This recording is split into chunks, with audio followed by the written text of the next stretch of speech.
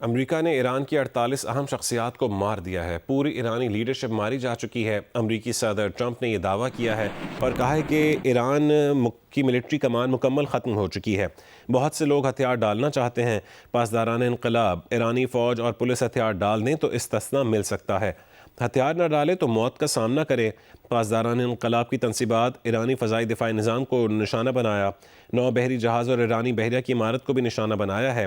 अहदाफ के हुसूल तक फ़ौजी ऑपरेशन जारी रहेगा। मज़ीद अमरीकियों की हलाकतों का इम्कान है। अमरीकियों की हलाकतों का बदला लेंगे। ये भी कहा है कि ईरानी अवाम इस मौके से फ़ायदा उठाएं और अपना मुल्क वापस लें। अमरीका ईरानी शहरियों के साथ है। ये भी कहा कि जंग 4 हफ्ते जारी रह सकती है। ईरान बड़ा और मजबूत मुल्क है। सऊदीया, बहरीन, अमारात, कतर, उर्दन के लीडरों से बात की। जंग के बाद ईरान में जमहूरियत कायम होगी। बहुत सी मुस्बत चीज़ें होंगी।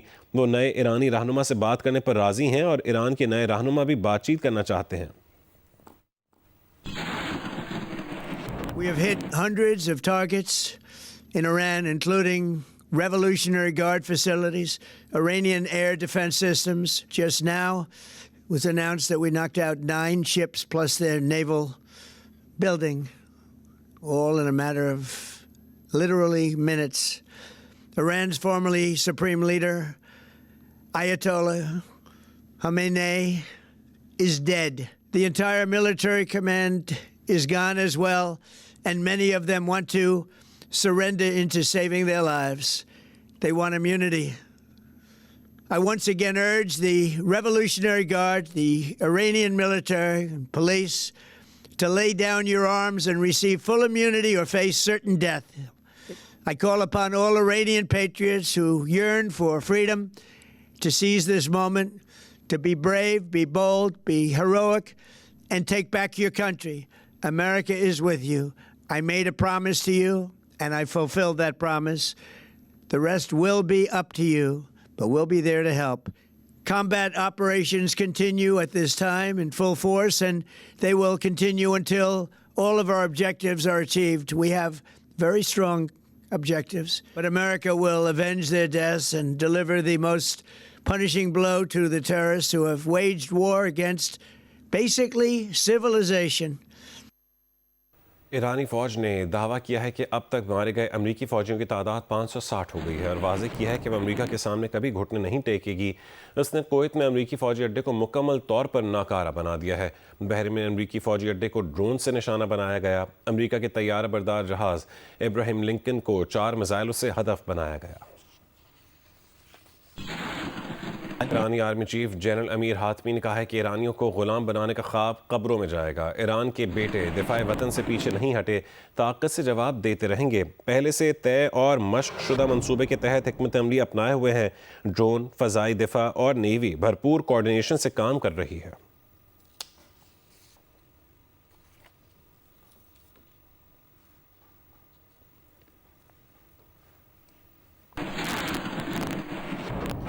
इसराइल के दारुल हुकूमत तल अवीव, मकबूसा मगरबी किनारे और मकबूसा बैतुल मक़दस पर ईरानी मिसाइल फायर किए गए। इसराइल का हमलों को नाकाम बनाने का दावा भी सामने आया है। मकबूसा बैतुल मक़दस में 5 अफराद ज़ख्मी हुए, जबकि एक इमारत में आग लग गई। मलबे तले दबे अफराद को निकालने के लिए रेस्क्यू ऑपरेशन जारी है। इतवार को मकबूजा बैतुल मक़दस के इलाके बैत शेमिश में ईरानी मिसाइल हमले में हलाक होने वाले इसराइलियों की तादाद 9 हो गई, जबकि 57 इसराइली ज़ख्मी और 20 लापता हैं। हफ्ते की रात किए गए ईरानी हमलों में इसराइल की 40 इमारतों को नुकसान पहुंचा। तेहरान में इतवार की रात और आज सुबह नए इसराइली हमले किए गए। तेहरान के अवाम घरों से बाहर निकल आए, अल्लाह अकबर के नारे लगाए। अमरीका और इसराइल के हमलों से तेहरान में अस्पताल को निशाना बनाया गया। अरब मीडिया के मुताबिक शिमाली तेहरान में वाक़े गांधी अस्पताल पर मिसाइलों से हमला किया गया। तेहरान में अस्पताल, रिहायशी इमारतों को भी बुरी तरह नुकसान पहुंचा। तेहरान में तबाह अस्पताल के इनक्यूबेटर में मौजूद कमसिन को निकालने की वीडियो सामने आ गई।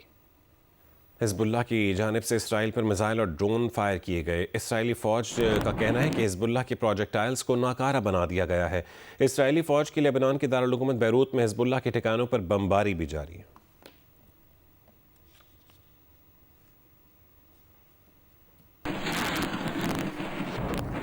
ईरान ने बहरीन में अमरीकी अहदाफ पर ताज़ा हमले किए अमरीकी मीडिया के मुताबिक मनामा में अमरीकी बहरिया के 5th फ्लीट के हेडक्वार्टर पर आग की इत्तलात हैं। धुएं के स्याह बादल मीलों दूर तक दिखाई दिए। जानी नुकसान से मुतालिक तफसीलात जारी नहीं की गईं।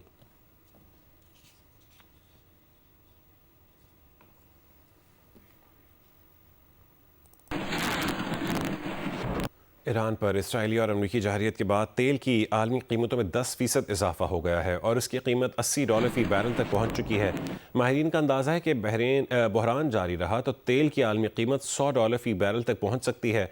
इस साल तेल की आलमी कीमत पहले ही बढ़ते हुए $73 फी बैरल तक जा पहुंची थी।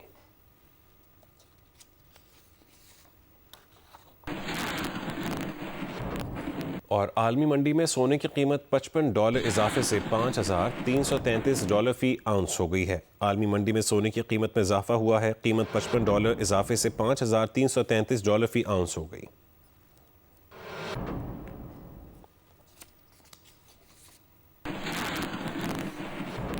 बरतानिया ने अमेरिका को अपने फौजी अड्डे इस्तेमाल करने की इजाज़त दे दी है। ताहम ईरान पर जारहाना हमलों में शामिल होने से गुरेज किया है। और बरतानवी वज़ीर आज़म कीयर स्टारमर का कहना है कि अमेरिका ने फ़ौजी अड्डों के इस्तेमाल के लिए इजाज़त तलब की थी। बरतानवी वज़ीर आज़म ने कहा कि खलीजी पार्टनर्स दिफाई ताउन का मुतालबा कर रहे हैं। बरतानवी जानों का तहफ़्फ़ुज़ हमारा फ़र्ज़ है। हमारे तैयारे दिफाई कार्रवाइयों के लिए फ़ज़ा में हैं। हमारे तैयारे ईरानी हमलों को कामयाबी से रोक रहे हैं। बरतानवी वज़ीर आज़म ने मज़ीद कहा कि हम सब को इराक़ में की गई गलतियाँ याद हैं और हमने उनसे सबक सीखा है। ईरान पर इब्तदाई हमलों में बरतानिया शामिल नहीं और ना ही हम जारहाना हमलों में शरीक होंगे।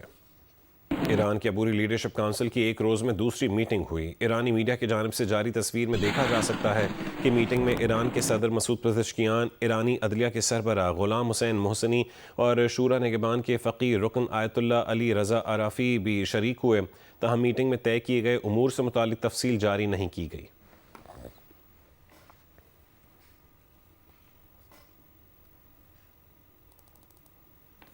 T20 वर्ल्ड कप में शिरकत के बाद कौमी टीम के कप्तान सलमान अली आगा और कुछ खिलाड़ी वतन वापस पहुंच गए हैं। स्क्वाड में शामिल खिलाड़ियों का दूसरा ग्रुप आज वतन वापस पहुंचेगा। श्रीलंका में T20 वर्ल्ड कप में शिरकत के बाद कौमी क्रिकेट टीम के कप्तान सलमान अली आगा, सीनियर खिलाड़ी बाबर आजम, ऑलराउंडर फ़हीम अशरफ और फास्ट बॉलर नसीम शाह समेत दीगर खिलाड़ी और टीम मैनेजमेंट के अरकान कोलंबो से गैर मुल्की एयरलाइन की परवाज पर लाहौर पहुंचे। एयरपोर्ट पर खिलाड़ियों के अजीज व क़ारिब ने उनका इस्तकबाल किया। कौमी क्रिकेट टीम में शामिल खिलाड़ियों का दूसरा ग्रुप आज वतन वापस पहुंचेगा। T20 वर्ल्ड कप में पाकिस्तानी टीम ने सुपर 8 मरहले में क्वालिफाई किया था, लेकिन वो आखिरी 4 टीमों में जगह बनाने में नाकाम रही। मिस्र में शुरू होने वाले हॉकी वर्ल्ड कप क्वालिफायर के इफ्तिताही रोज़ पाकिस्तान ने अपने पहले मैच में चीन को 4 के मुकाबले में 5 गोल से हरा दिया है।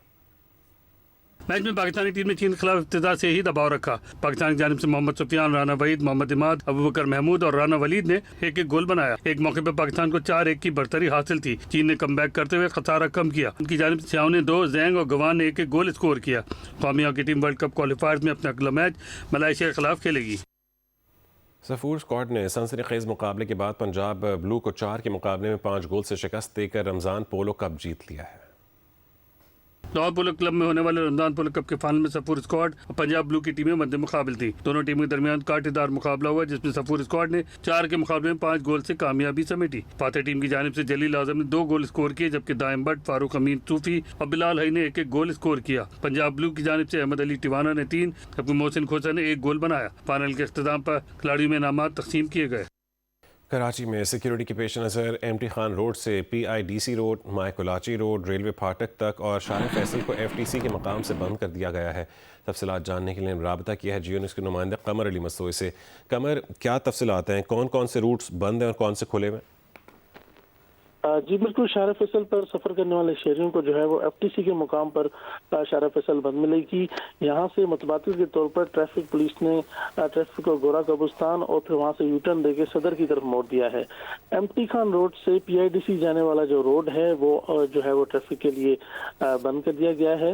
इसी तरह माई कोलाची रोड जो है वो रेलवे फाटक तक आम ट्रैफिक के लिए बंद है। जो शहरी बिलावल क्लिफ्टन में बिलावल हाउस से जिना ब्रिज की तरफ जाना चाहते हैं, उन्हें जो है मुतबादिल रास्ता इख्तियार करना पड़ेगा और मुतबादिल के तौर पर शहरी बोर्ड बेसन से 3 तलवार, फिर मेट्रोपोल सिग्नल और फिर वहाँ से shine complex IH Indigo road का रास्ता इख्तियार करके जो है जिना ब्रिज की तरफ जा सकते हैं। माड़ीपुर रोड से बोर्ड बेसन की तरफ जो सफर करने वाले शहरी हैं ये रूट भी उन्हें बंद मिलेगा। माड़ीपुर रोड से शहरी जो है वो IH इंडिगो रोड पर आएंगे, फिर वहाँ से जो है वो मेट्रोपोल और फिर वहाँ से 3 तलवार और इसी तरह जो है वो क्लिफ्टन के दीगर इलाकों की तरफ सफर कर सकते हैं। शारा फैसल से जो है वो जिनाब ब्रिज की तरफ जाने वाले शहरी भी जो है वो यहाँ ये सफर नहीं कर सकते। मुतबादिल के तौर पर शहरी जो है वो PIDC से shine complex, IH Indigo road, फिर इसी तरह जो है वो जिनाब ब्रिज की तरफ जा सकते हैं। ये मुख्तलिफ सड़कें जो आम ट्रैफिक के लिए बंद की गई हैं, यहाँ पर जो है वो ट्रैफिक पुलिस के ऑफिसर और एहलकार तैनात किए गए हैं जो कि शहरियों को मुतबादिल रास्तों की तरफ रहनुमाई कर रहे हैं। बहुत शुक्रिया कमर अपडेट करने के लिए।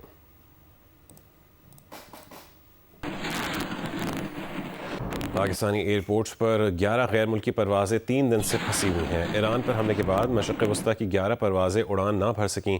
मुल्तान एयरपोर्ट पर गैर मुल्की एयरलाइन की एक परवाज़ 3 दिन से रवानगी के मुंतज़र है। इसी तरीके से दीगर एयरपोर्ट्स पर भी जो हाल है उसी पर बात करेंगे। अफजल नदीम डोगर हमारे साथ मौजूद हैं। अफजल नदीम डोगर बताएगा कि क्या तफसीलात हैं आपके पास।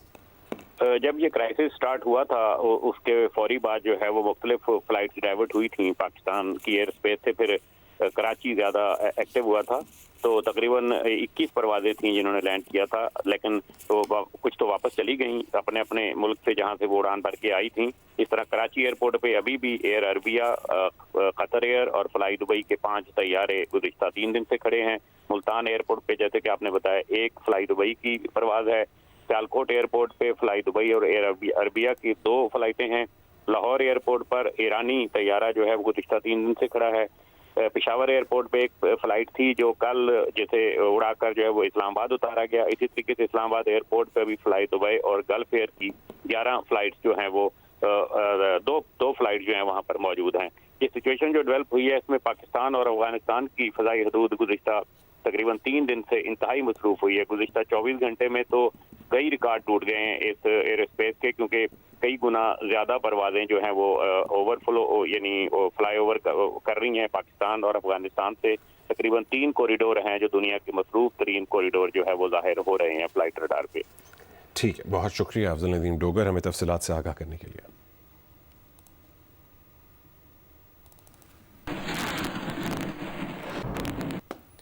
यहाँ आपको बताएं कि जामे कराची में आज तदरीसी अमल मुअत्तल रहेगा। 2 मार्च को होने वाले तमाम इम्तहानात मुलतवी कर दिए गए हैं। रजिस्ट्रार जामे कराची के मुताबिक इम्तहानात की नई तारीखों का ऐलान बाद में किया जाएगा। जामे कराची में आज तदरीसी अमल मुअत्तल रहेगा। 2 मार्च को होने वाले तमाम इम्तहानात मुलतवी कर दिए गए हैं। रजिस्ट्रार जामे कराची के मुताबिक इम्तहानात की नई तारीखों का ऐलान बाद में किया जाएगा।